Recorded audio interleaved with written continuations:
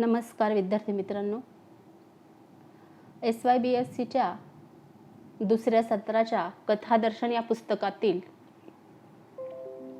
आसाराम लोमटे लिखित ओझं या कथेचं विवेचन आज आपण बघणार आहोत.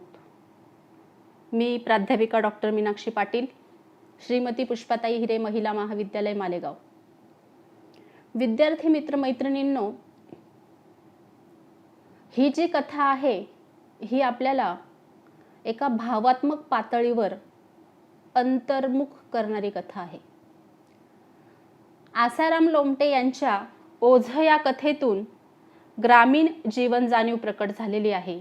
ही कथा ग्रामीण जीवन आणि दुष्काळग्रस्तता यांचे भीषण रूप, भीषण वास्तव आपल्या समोर आणते. ही कथा दुष्काळ आणि शेतकरी आत्महत्या या विषयाला केंद्रीभूत ठेवून लिहिलेली आहे. या कथेचं जे निवेदन आहे ते आत्महत्या केलेल्या शेतकऱ्याचा प्राध्यापक असणारा धाकटा भाऊ करतोय, ज्याचं नाव गिरीधर आहे. तो आपल्या सर्वांना शेतकरी जीवनाची एक करुण कहाणी सांगतो आहे, एक बोचरे वास्तव पुढे आणतो. समकालीन कौटुंबिक, सामाजिक, राजकीय परिस्थितीवर परखड भाष्य तो करतो. या निवेदकावर स्वतःच्या निष्क्रियतेचं एक ओझं आहे, जे पहिल्यापासून शेवटापर्यंत वाचकांना जाणवत राहतं. त्या दुःखाची आर्तता वाचकाच्या मनावरचं ओझं सुद्धा वाढवतच नेते. कारुण्याने भरलेली ही कथा एक शोकात्मक कथेचा प्रत्यय देते. या कथेचे जे लेखक आहेत आसाराम लोमटे, ते एक पत्रकार आहेत.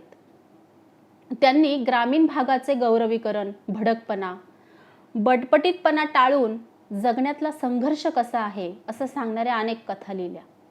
त्यांची ही जी कथा आहे ही कथा आलोक या कथासंग्रहातील आहे.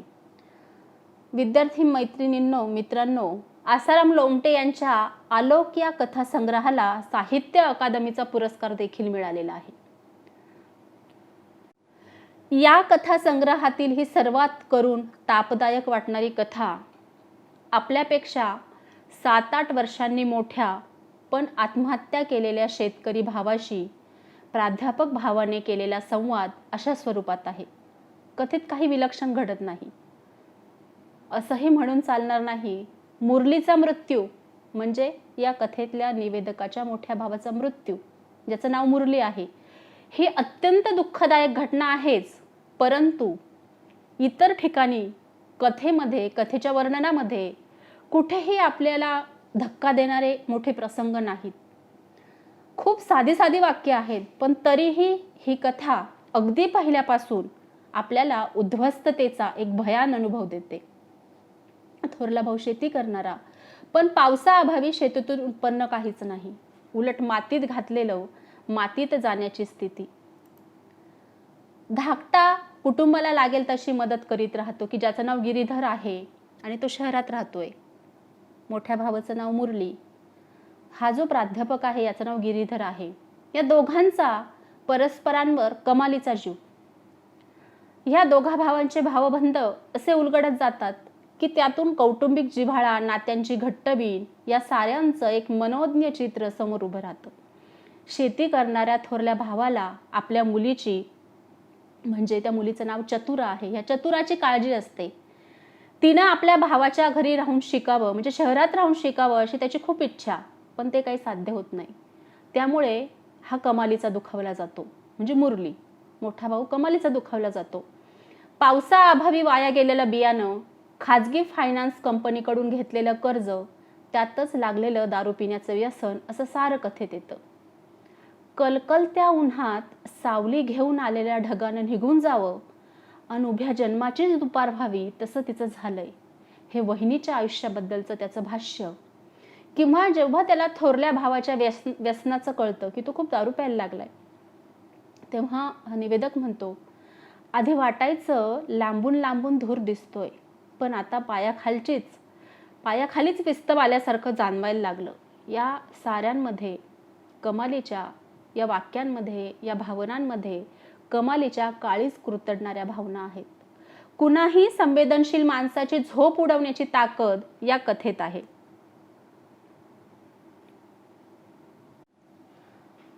मनाच्या तळाशी सुरुंग लावणारा अनुभव अलीकडच्या काळात कुठल्या मराठी लेखकाकडून मिळत नाही.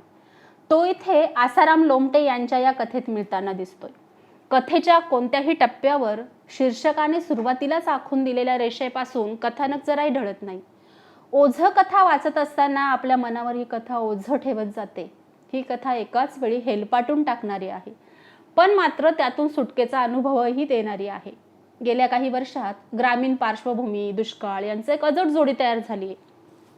ही कथा दुष्काळ आणि शेतकरी आत्महत्येचं विदारक वर्णन करणारी, करुण रसाला वाव देणारी. मात्र इथे वाचकांनी अश्रू ढाळणं अपेक्षित नाही. कथेत कारुण्य येतं ते बोचऱ्या वास्तवाचं बोट धरून. कथेतल्या अर्थाकडे कुणी सद्य परिस्थितीची चिकित्सा म्हणून बघेल, तर कोणी परखड भाष्य म्हणून बघेल. किंबहुना लेखकाचं तेच उद्दिष्ट आहे. मुळात आपल्याला वास्तव काय ते समजून घ्यायचंय. रडत बसून प्रश्न सुटणार नाही असं ही कथा जणू काही सुचवते. कथेच्या सुरुवातीलाच अत्यंत विषण्ण मनाने कथेचा निवेदक म्हणतोय, एखाद्या धिप्पाड माणसानंही बुळ्यासारखं असावं, तसं आभाळचं दाटून येणं ही वांझ वाटायला लागलेलं. भनान वाऱ्यासारखा दिवस चाललेला, तशाच तुझ्या आठवणींचा मस्तकात घेर. डोकं रिकामं राहत नाही, वाटतं सगळीकडे तुझाच न दिसणारा वावर. ही आठवण कुणाची? आपल्या मोठ्या भावाची. अशा आठवणींमध्ये कथेचा निवेदक बुडून गेलेला दिसतो. भावाच्या जाण्यानंतर त्याचे संसारात, म्हणजे लहान भावाचे मुरलीच्या जाण्यानंतर गिरीधरचं संसारात मन रमत नाही. त्याला झोप लागत नाही. संध्याकाळ झाली की विषण्ण मनाने तो गच्चीवर एरझाऱ्या मारत राहतो. बालपणापासूनचा साराच आलेख झरझर डोळ्यासमोर जातो. 7-8 वर्षांनी मोठा असलेला आपला भाऊ, आपला पाठीराखा कसा होता याच्या सर्व आठवणी त्याला प्रचंड त्रास देतात. शाळेला धास्तावलेला हा भाऊ शाळा शिकतच नाही आणि अकालीच प्रौढत्व आल्यासारखा शेतकऱ्याचं जगणं जगू लागतो. विद्यार्थी मित्रांनो, मला तरी ही कथा वाचताना आनंद यादवांच्या झोंबीची आठवण आली. आपल्या सर्वांनाही ती आल्यापासून राहणार नाही. आनंद यादव मराठीचे प्राध्यापक झाल्यावर आपल्या भावावर आपण कसा अन्याय केला, किंबहुना परिस्थितीमुळे तो कसा झाला, आणि माझ्या हाती म्हणजे यादवांच्या हाती कशी पाटी आली, आणि आपल्या भावाचा आयुष्यभर पोळीसाठी कसा संघर्ष, पोळीसाठी तो कसा आयुष्यभर लढत राहिला, याची खंत यादवांना जशी आयुष्यभर होती, अगदी तशीच या कथेत गिरीधरला आहे असं आपल्याला दिसतं. भाऊ मोठा होता, पण तो आपल्या लहान भावाला म्हणजे गिरधरला गिरधर नाही म्हटला. तो त्याला मास्तरच म्हणायचा. मास्तर म्हणूनच त्याला बोलवायचा. निवेदक म्हणतो, मी शाळेचा रस्ता धरला आणि तू शेताचा रस्ता धरला. मी शाळा शिकतो याचं तुला सतत अभिमानच वाटत राहिला. तुला कधी हेवा वाटलं नाही. मला शिकून खूप मोठं करायचं तुझं स्वप्न आजही भावाच्या जाण्यानंतर आठवून गिरीधर दुःखी होतो. भावाचा मोठेपणाचं त्याला प्रचंड कौतुक वाटत राहतं. त्याच्या मनातील शल्य आहे की आपण फक्त स्वतःचा संसार करत राहिलो का?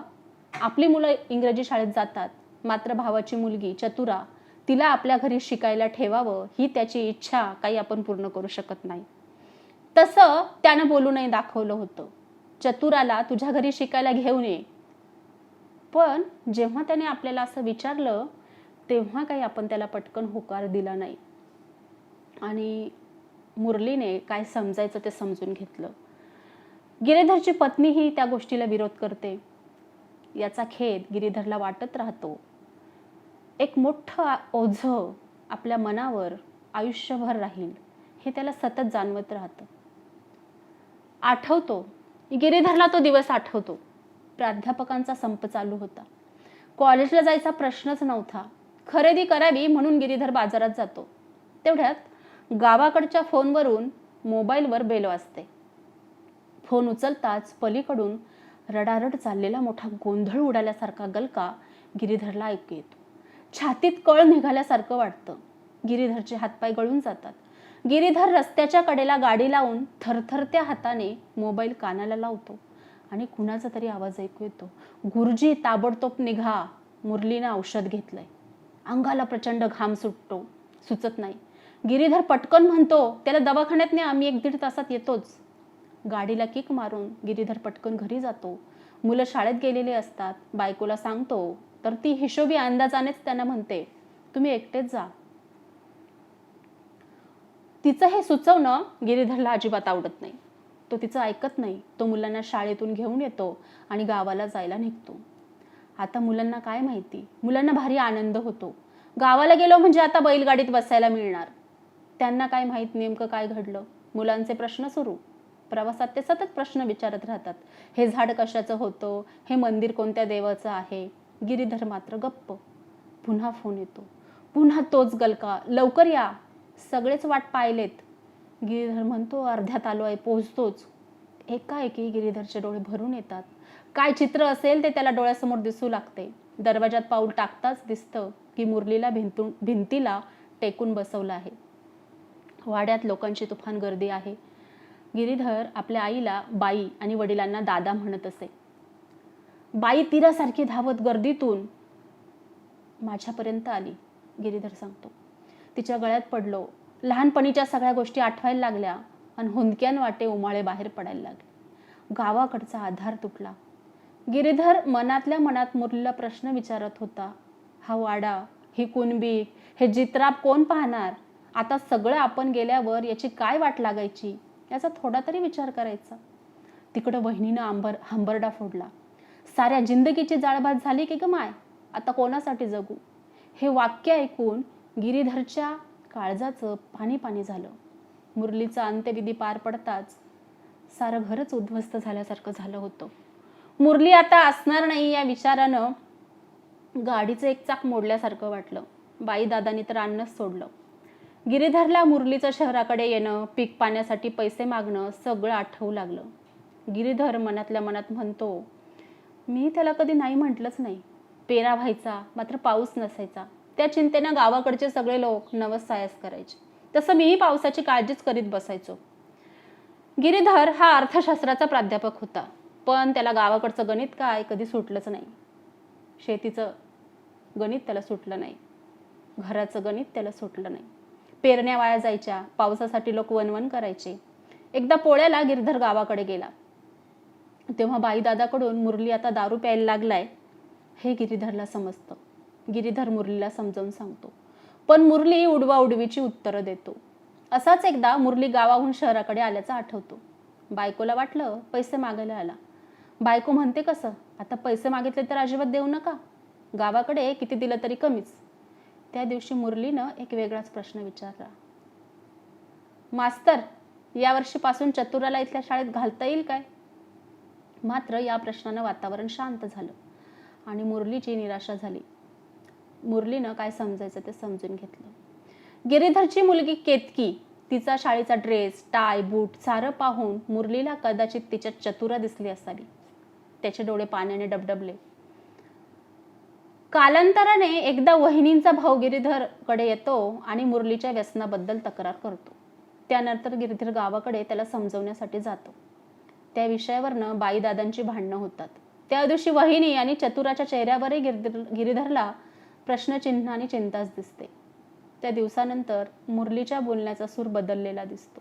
तो म्हणतो, मास्तर, तुमची वाट वेगळी, आमची वेगळी. आमची जिंदगी कोरडवाहू, तुमची बागायती. त्या दिवशी मुरली निराशाजनकच बोलला. मुरलीच्या जाण्यानंतर वहिनीला प्रश्न पडतो, घर कसं चालायचं. मोठा प्रश्नच होता. त्यावर वहिनी आणि गिरीधर दोघांमध्ये चर्चा होते. गिरीधर वहिनीला सांगतो, मी चतुराला सायकल घेऊन देतो, तिला तालुक्याच्या शाळेत घालू. बाकीच्या पोरींबरोबर तीही तालुक्याच्या शाळेत सायकलवर जाईल. 8 दिवसाला शेतासाठी मी गावाकडे चक्कर टाकत जाईल. गावातल्या भावकीलाही नाही वाटणार की घर उघडं पडलं. कथेच्या शेवटी मात्र निवेदक फार महत्त्वाचं बोलून जातो. विद्यार्थी मित्रमैत्रिणींनो, तशी ही कथा दीर्घकथा म्हणावी इतकी मोठी आहे. कथेच्या सुरुवातीपासून शेवटापर्यंत गावाकडचं आणि शहराकडचं या दोन्ही घरांचं वर्णन लेखकानं अत्यंत साधेपणानं, अत्यंत साध्या शब्दात केले. पण आपल्या डोळ्यासमोर तसंच्या तसं प्रतिमाचित्र उभं करण्याचं सामर्थ्य लेखकाच्या लेखणीत आहे. कथेच्या शेवटी निवेदक म्हणतो, भावाशीच बोलतोय ना तो, जसं काय आपल्या गेलेल्या भावाला तो सांगतोय. वहिनीसाठी तुझा धक्का जबर होता. तरीही निवडुंगातून वाट काढण्याची तिची धडपड चाललेली. धारात वाहून जाण्याची वेळ आली असतानाही काठावर येण्यासाठीचा तिचा आटापिटा. तू गेल्यानंतर तिला जत्रा पांगल्यासारखं झालं. वैशाखातल्या उन्हानं आयुष्यभरासाठी पाल ठोकलं. एखादीनं खडकाला धडकं कशासाठी द्यायच्या म्हणून तिनं हातपाय गाळले असते. पांढऱ्या कपाळाचे निशाण लागले म्हणून हार मानली असती. आता साऱ्या घराचा डोलारा तिच्यावर. पूर वाहून गेलेल्या लव्हाळीसारखी ती उभी. सारा पसारा गुंडाळून तू अर्ध्या रस्त्यात माझ्या अंगावर ओझं टाकून गेलास. त्याचा मान मोडून टाकणारं दडपण आता जाणवत नाही इतकंच. या वाक्याने कथेचा शेवट होतो. कथेत लेखक साध्या सहज भाषेत डोळ्यासमोर हुबेहूब चित्र उभं करण्यात यशस्वी झालेला दिसतो. शेतकरी आत्महत्येची विदारक भीषणता मन सुन्न करते, विचार करायला भाग पाडते. कुटुंब व्यवस्थेचे, समाज व्यवस्थेचे प्रश्न मनाला भेडसावतात. स्वतःत गुंतून पडलेला माणूस, स्वतःच्या संसारात गुरफटलेला हा माणूस आपल्या स्वतःच्या सख्ख्या भावाला वेळेवर सावरू शकत नाही याचं दुःख निवेदकाला, गिरीधरला ओझ्यासारखं वाटतं. ही भावना कथेच्या सुरुवातीपासून नायकाला भेडसावताना दिसते, तशी ती वाचकालाही भेडसावताना दिसते. धन्यवाद.